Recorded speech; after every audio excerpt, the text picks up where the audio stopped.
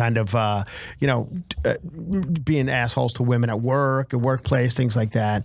And it ends basically saying, let's do better, men. And Gillette's here to help you if you want to do better.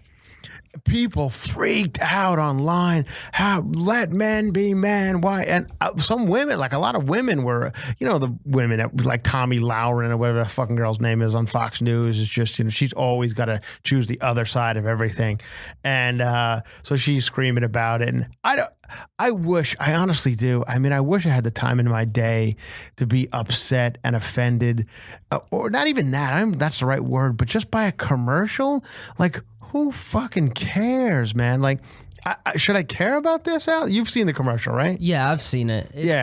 What do you stand on toxic masculinity? I mean, you seem like an okay guy. You're not a dick, right? Yeah, no, I'm not I'm actually a very good guy, I think. But I think if outrage is coming in the form of razor commercials, I think that speaks to society. But it's not just razor commercials. There's outrage and everything. And I know we keep come to razor. Right. Yeah. We keep harping on this, that everybody's upset about everything. And I think everybody always was upset about everything. It's just now there are ways to hear it more than there were in the past. Now everybody has a voice, so you understand. You can hear their reaction to whatever it is. So but here's the thing about toxic masculinity: it exists. It's not hard to find. It's everywhere. I'm not a masculine guy, and that's I could fix shit in my yard, but I'm certainly not a toxic. I don't need to get drunk and scream at a bar. It actually unnerves me when I see it.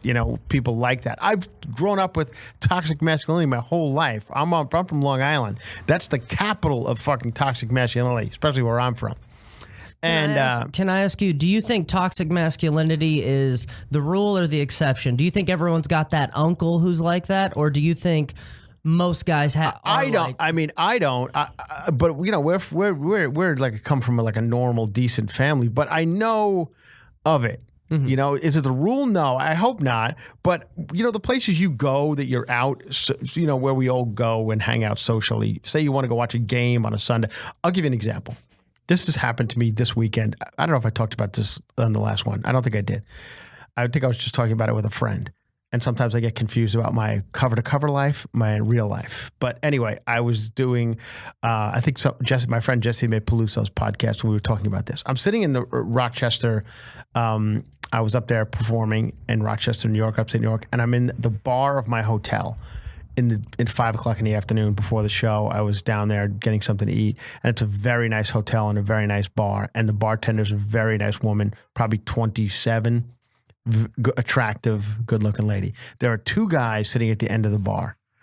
They keep saying they're firefighters. Whether they are or they're not, I don't know. But they don't look like the firefighter we're all imagining when we say firefighter. You're thinking of some hot fire. They look like two little tiny nebbishy dudes who keep saying they're firefighters. Everything this girl says to these guys, and basically just the way she has to talk to a patron at her bar. Do you want another drink? You guys doing okay? How's everything? They turn into some sort of sexual innuendo. I mean, it was almost laughable like, she's like, do you want another drink? So I don't want another drink, but I want something else. She's like, one guy had to leave eventually. She's like, okay, I'll take off. She goes, are you leaving as well? He goes, I would leave, but the view's too great. I mean, so this girl's got to put up with this shit all day long. And just, go on with it, pretend and laugh it off and ha, ha, ha. I mean, what's she going to do? Fucking to get the guys kicked out? I mean, sometimes you just can't do that. In as some a bartender, you got to make money. Right, you got to, and it's not even that. It's just like, do you really want to make that much of a stink about this fucking thing? Mm-hmm. Like, especially when you live in a town like that where these guys, you're going to see them every day. Yeah. It's not like it's just transient town like here in New York where it's just got some guy on a work trip. These guys go there all the time. Anyway, so that's the kind of shit I'm talking about that is, I guess, I mean, toxic masculinity, I hate saying it because it's like one of those weird buzzwords that we've come up with over the last couple of months. So, but it does kind of make sense. So that's what everybody has to go through. And I don't have to tell you, people know what it is. It's fucking everywhere. And I don't understand really why people were that offended by the commercial, because it's true. Like, you're making men be pussies. Like, okay, maybe. Is that real? If some guys do you think someone's watching that commercial going, I got to change my ways, man? This Gillette commercial really really made some impact on me, especially if you're a toxic masculine dude. I don't think you watch commercials because, you have low set ears and like cold showers. Years ago, no, do you know what I'm talking about? There's like 3 body types, ectomorph, endomorph, and I forget the third. I believe this mesomorph, yeah. Yes. And the body types, the personality traits of each body type they're basically into your body type. And it's so true. Like you look at a guy like Mike Tyson. Mike Tyson has I don't know the body type it is, ectomorph, I believe. And they have like low set ears and they take cold showers. I read up on this one time, and they're more an aggressive type of person. You spot them from a mile away. I could spot the aggressive guy in every bar or every situation I'm ever in.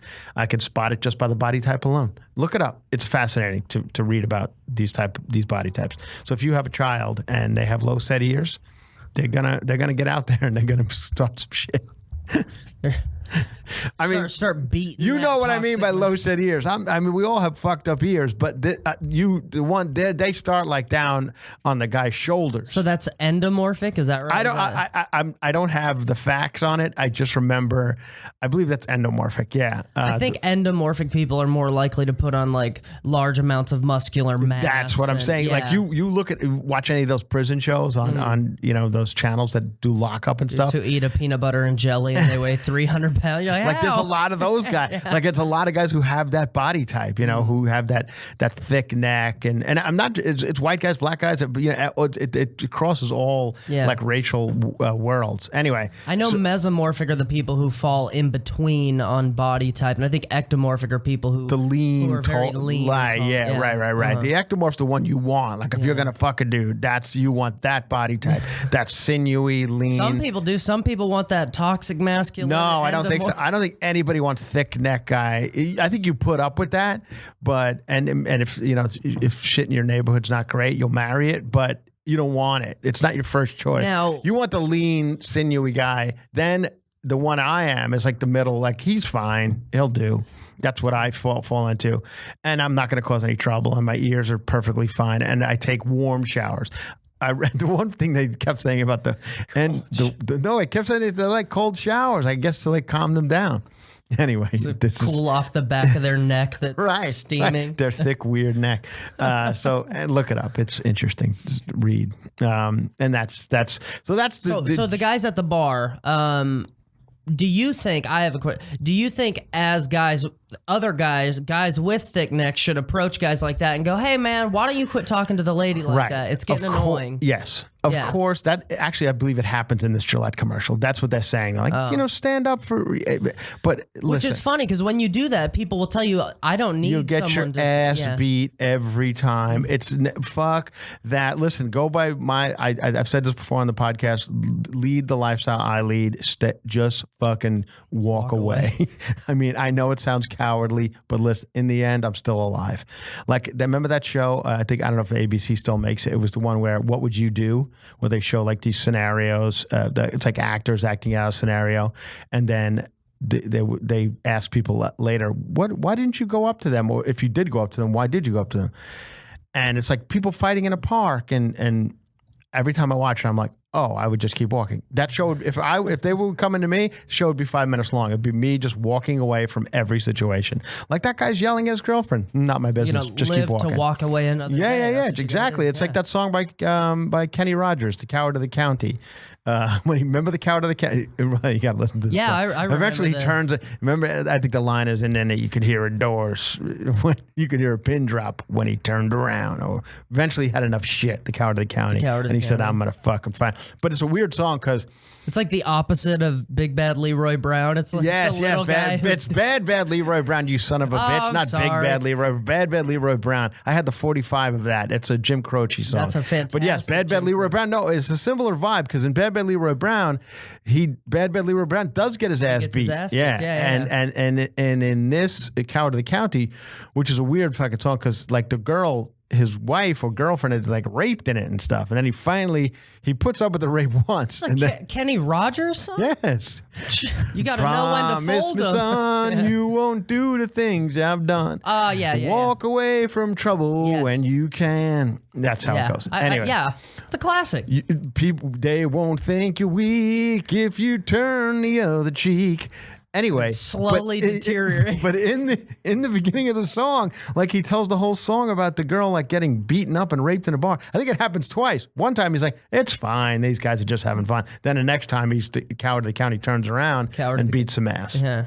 So Bad Bad Leroy Did it take Brown. place in Chicago? Was it the antithesis? Maybe. I don't know. I think it was Chicago because I don't think Kenny Rogers sang about Chicago. He was singing about who Lord knows where. But so that there is toxic masculinity. The commercial's fine. I just don't ever get offended by anything. Like it's all interesting. I like reading people's, people getting fucking frothed up over these things. But I just, am I just insensitive and like like some sociopath that I have no like true feelings on these situations? You take it for what it is. If you're a toxic masculine dude, you're probably going to get angry at this commercial. Yeah. If you're a normal guy who's not sitting at a bar, sexually innuendoing the poor bartender, then the commercial is just going to be another 20 seconds in your life. I also think, isn't it kind of weird that like the kind of channels that are going to pick up that commercial aren't going to be the low setier type of, you know what I mean? No. I think it's going to air during the Super Bowl. That's what I had heard. So that, you're going to get everybody for that one. But anyway, hey, listen, in the end, people are talking about Gillette. And I think I'm not an advertiser, but in the advertising world, I think ultimately all you want is for people to talk about your product. So I don't know if Gillette's hurting. Like I said, maybe they have some competition.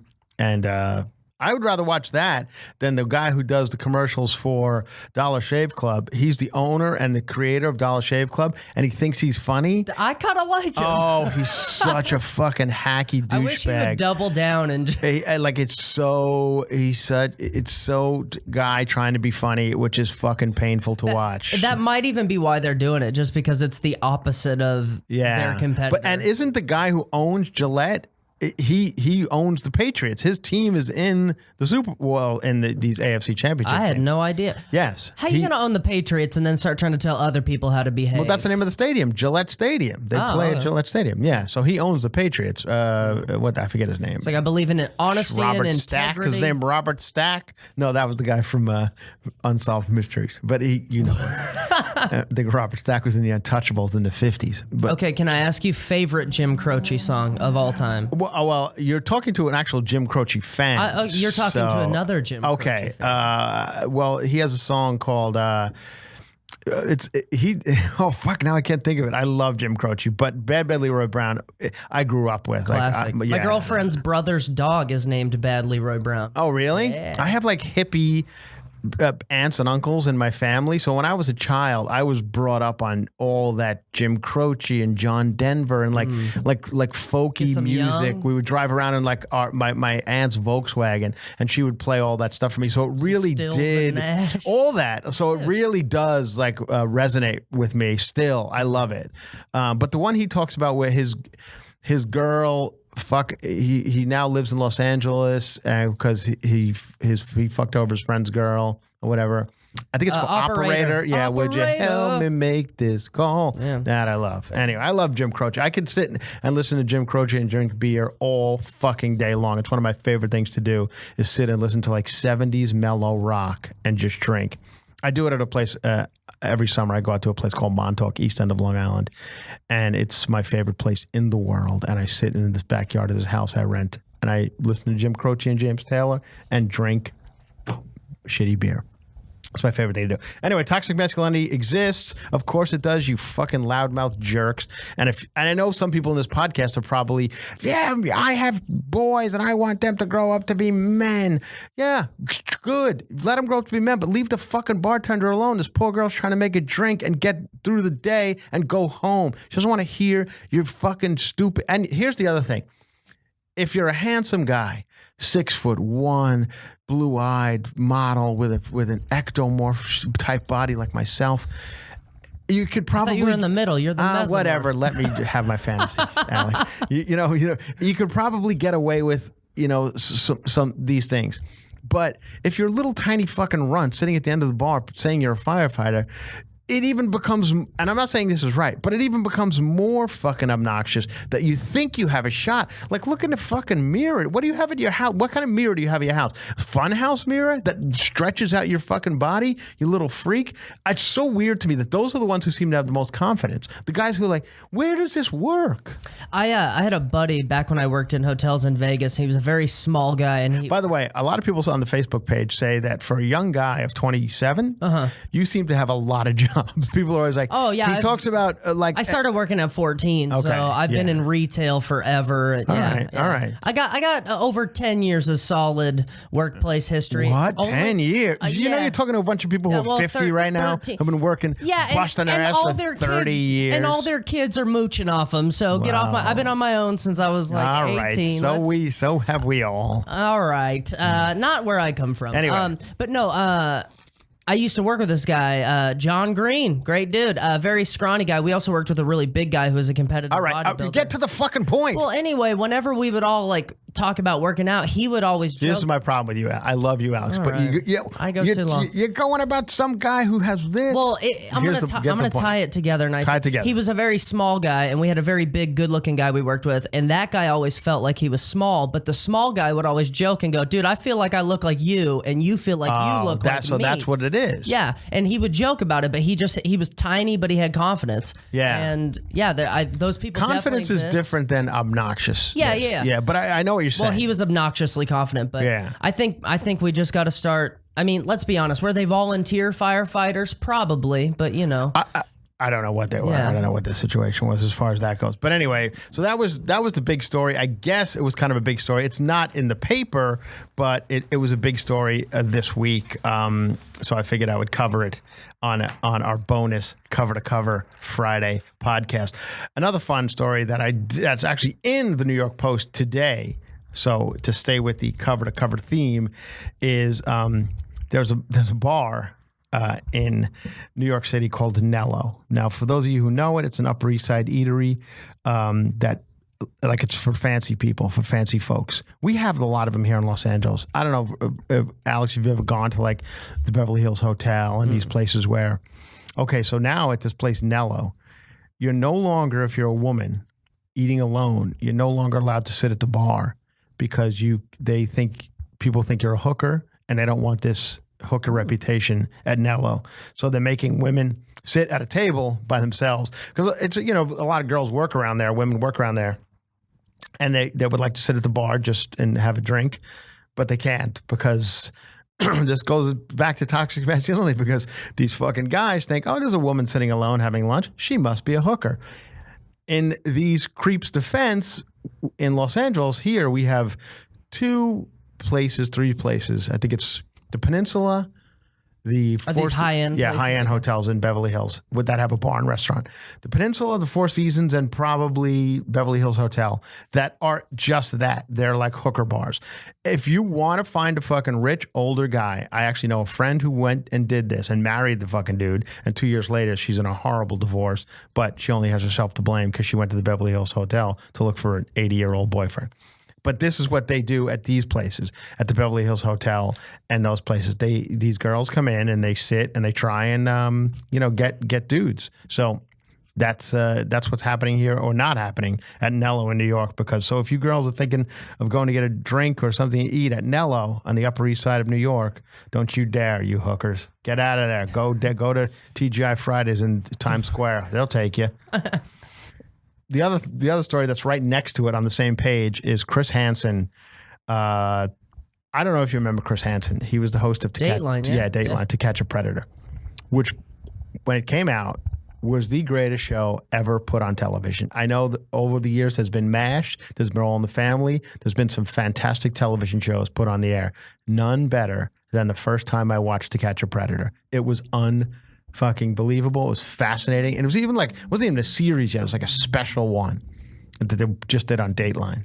And he comes, we all know it. There's a guy, a predator in the kitchen, thinks he's meeting a young boy or girl, it's both.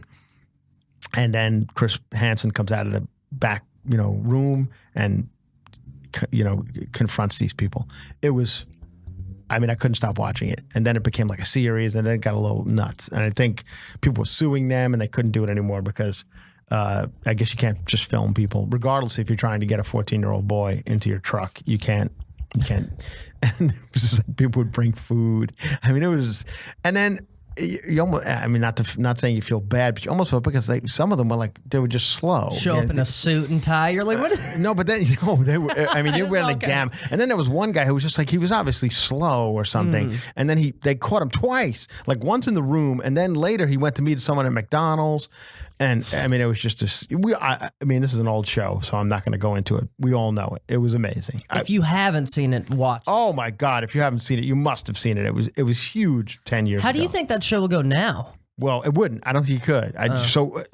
Getting to that, the host, Chris Hansen, I guess because of that show, has had some problems. I think he was actually busted in stabbed once. I thought. Yeah, he's had a bit of a. I think he's a bit of a drinker. He's been busted. Not for looking for kids. His cheating on his wife. Somebody videotaped him. Like basically, he was stung by his own sting. Yeah. You know what I mean? So now things are so bad that he is going around doing like just meet and greets around the world, country. If you want to meet and greet, there's a lot of these going on. Does he have a book or? I don't know what you could just meet him and say, "Hey, I love Catch Predator. Love your work. Thank you very much." Yeah, thanks for the. You'd be surprised how many people would go see just anybody who's been on television just for. I mean, sometimes when I stay in hotels on the road, there'll be these conventions in the hotel where you can just go meet whoever, the guy from Star Trek 30 years ago, and whatever, say whatever you want to him, and for $20. So I guess that's what Chris Hansen's currently doing. So he had ordered a bunch of swag to sell at these conventions. He had ordered 355 ceramic mugs, 288 T-shirts, 650 final decals, and from a promotional sales limited in Stamford, Connecticut. And he never paid the guy. It was $13,000 that he owed him for all this stuff that he was going to sell. And Chris Hansen gave him bad checks, bounced the checks. The guy finally said, your check bounced, which is a pain in the ass when a check bounces. I've had a few happen at comedy clubs. Their check will bounce, and it's a real pain in the ass.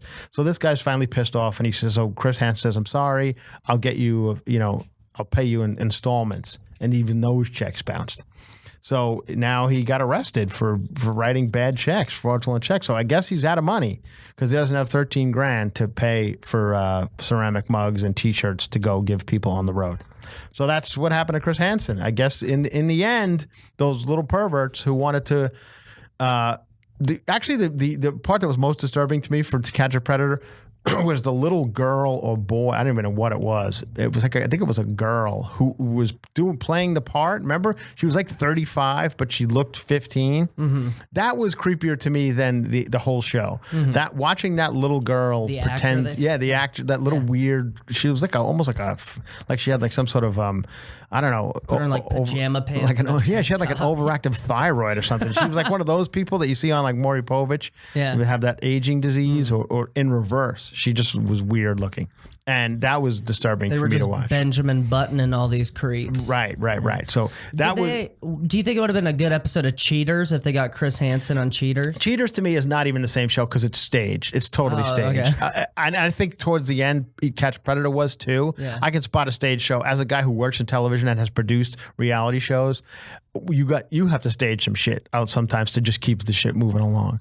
And Cheaters is completely staged. And I think towards the end, so was To Catch a Predator. And people start to catch on when it becomes stagey. It's not as fun. So that was that. What else can we talk about? Well, the big games this weekend. That's the big news. I'm going to Sarah Colonna. I don't know if you know who my friend Sarah Colonna. Many of you do. I know. I'm going to her house on Sunday. I'm very excited to see her. Jen Kirkman's coming. I think Heather McDonald might be coming. Maybe if she's in town.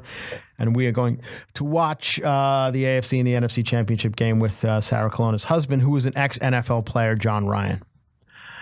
Played for the Seattle Seahawks. And who was not an ex-NFL player. He still plays. But anyway, going now, speaking of that, I'm not going to out John. But I have another friend who plays for the NFL. Another friend plays for the NFL. Who, when we were talking about the Donald Trump McDonald situation at the White House, When we were talking about it on here? Yeah, we were talking about it last week. It was just a funny. I found this shit funny. I know it started a fucking revolt on the cover-to-cover Facebook page. Did it? Well, because people just can't handle Trump shit. Like, some people love him, so you can't.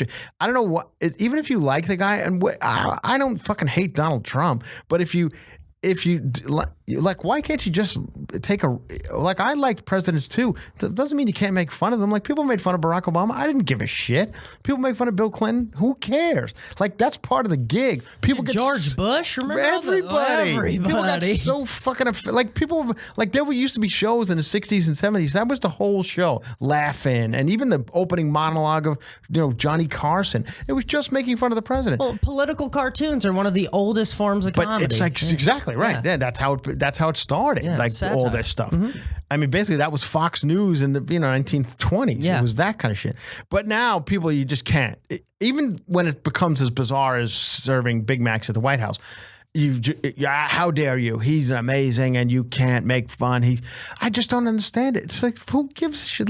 And I also don't understand having so much love for, like, listen, I vote for the president, and I don't wear T-shirts that have fucking Barack Obama's face on it, or hat. Like, why have a whole fucking Donald Trump outfit? That seems so strange to me. But some people just really have to show their love for the president. I don't get any president.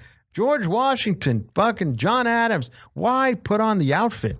Fucking weirdos. Anyway, so the point I was bringing up was a friend of mine who has gone to the White House because he's an NFL champion, won the Super Bowl, said that, hey, you know what? Shit on Donald Trump all you want for hamburgers, but I went when Barack Obama gave us the, award, and he didn't have shit. Yeah. He's like, we were fucking starving by the end because it's a long day. I guess you go there. Those are pros, not these are college? pros. These are pros. Yeah. These are NFL pros. Yeah. So they went there. They were there for like 8 hours. I guess it's a long day of kind of like waiting for them. They're and losing body mass, right? And they're fucking sitting and waiting around, and they didn't get a fucking glass of water. So, hey, you know what? Maybe there you go. There's your fucking positive Donald Trump story. He did give these kids hamburgers, and everybody seemed to enjoy it. Fine American foods. Fine American foods, according to him. And, it is. When you're on the road driving, I mean, that's when I get that's when I get McDonald's, when I'm driving. Driving to where else are you going to, what are you going to stop and have a fucking 4-hour dinner? So you get that Big Mac, which is fucking amazing when you're eating it. I mean, it's horrible when you're done. You feel like you just molested a child after you have a fucking, I do. I just heavy. Everything about it, you just energy. feel like a fucking horrible person. I feel like I'm bringing up child molestation a lot. This is not good. We talked about it last week. We just talked about it again with the To Catch a Predator. My apologies. I won't talk about that anymore. All right, that's it. What are you at time wise? We're at like 30. Oh, that's it? Yeah. Shit, should we go on? Let's do because this was a more, bonus round. So yeah, let's do another good story.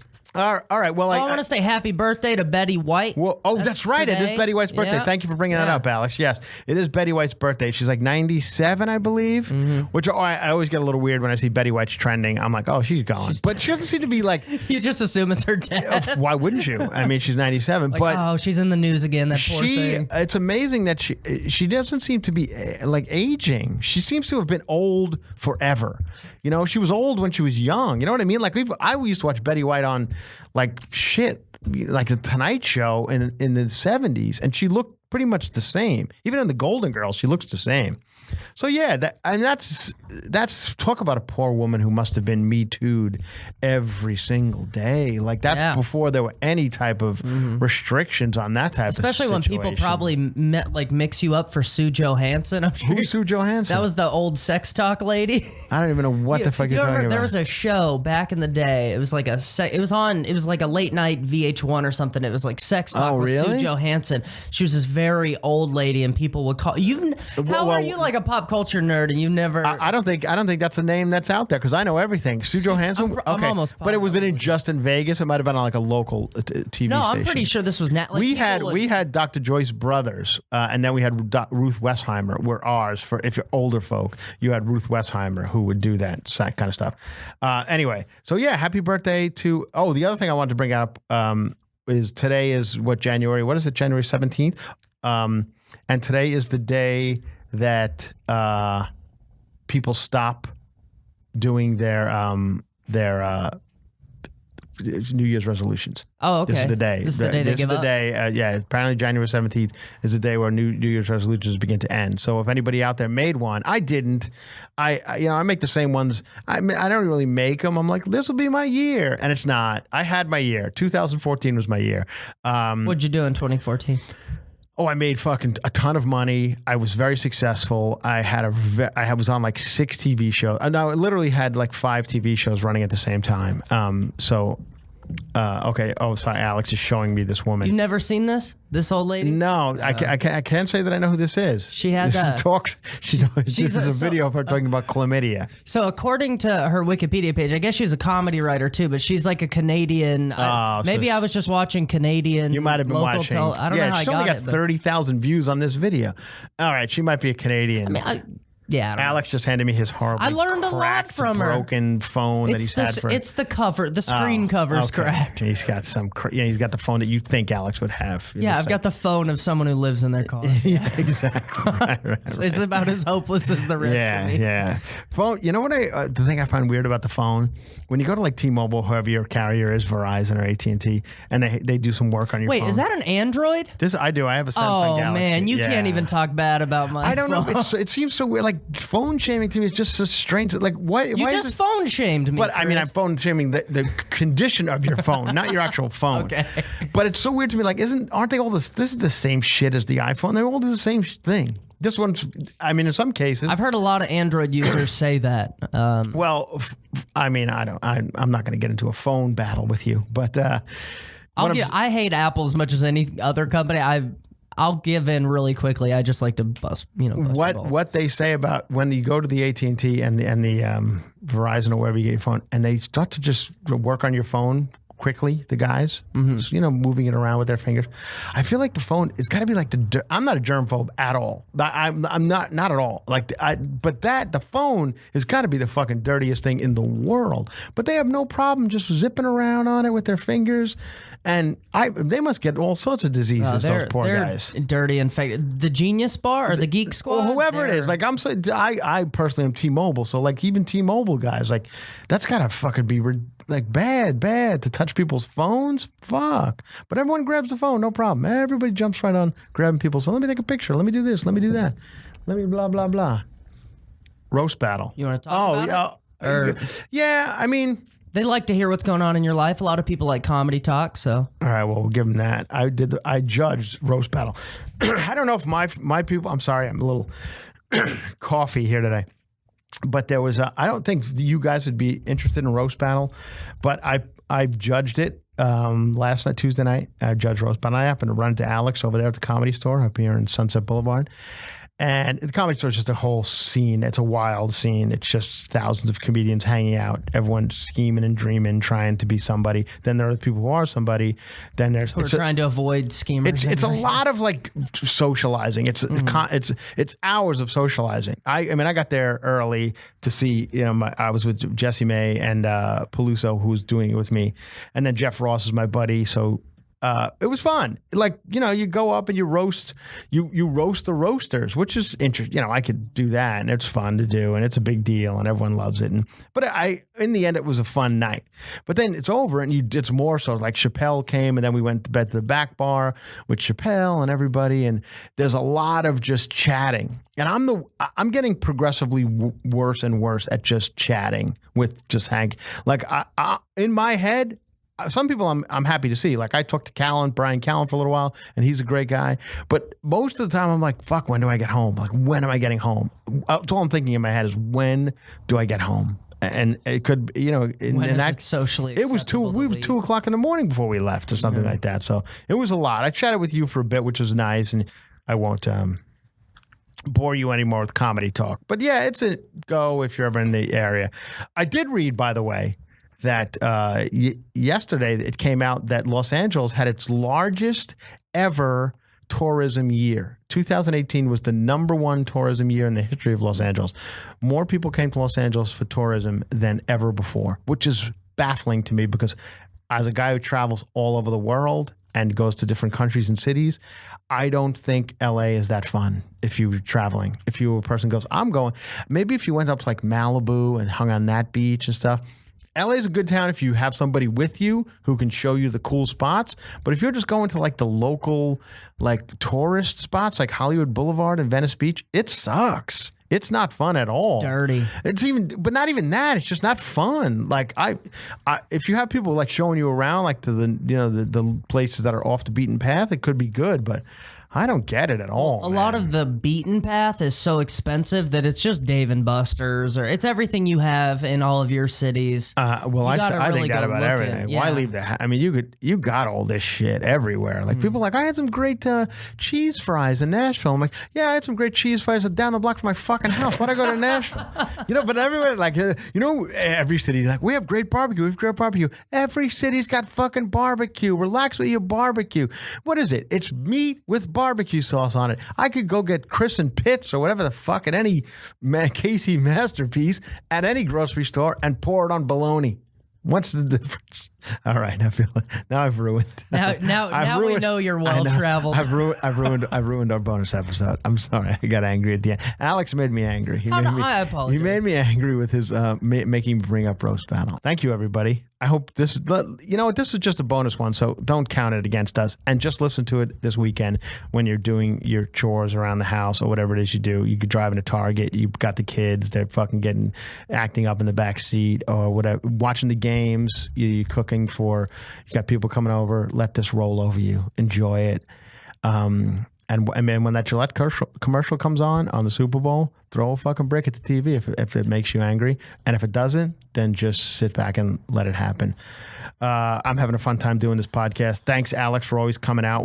It's like last minute, Alex was like, fuck it, I'll do it. He gets out of his car and he comes down. And we appreciate it. Goodbye. We'll do it again next week. All right. Take care.